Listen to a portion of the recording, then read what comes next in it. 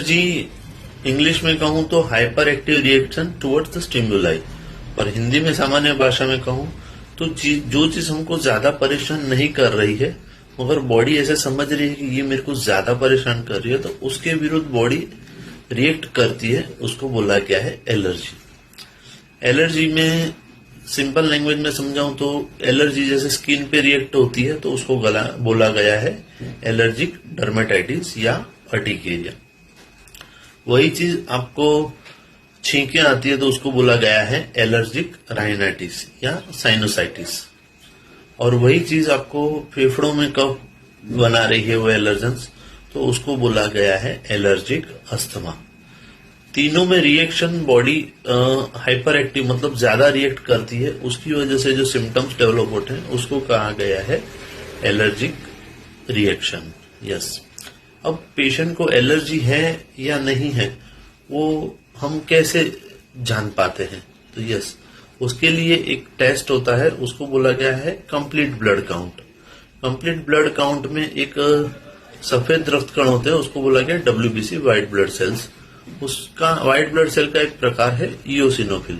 Eosinophil count ज्यादा होता है तो हमको पता चलता है कि पेशेंट को एलर्जी है। इसके अलावा इम्यूनोग्लोबिन ई IgE टेस्ट भी हमको एक मार्कर है जिससे हमको पता चलता है कि patient is suffering from allergic complain.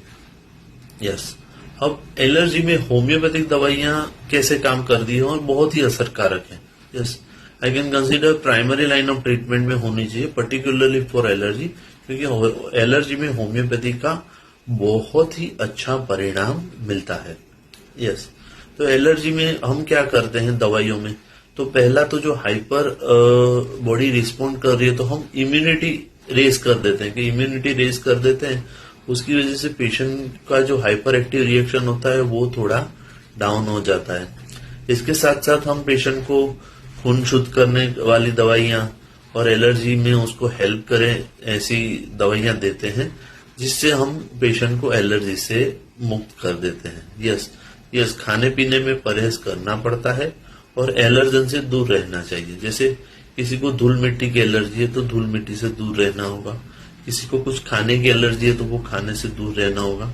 Even treatment के बाद भी दूर रहना जरूरी है, वरना बॉडी उसको फॉरेन बॉडी समझ के और रिएक्ट करेगी तो फिर से एलर्जी डेवलप होती है। मगर 100 में से 95% पेशेंट को नहीं आता है रियकरेंस, क्योंकि वो केयर करते हैं।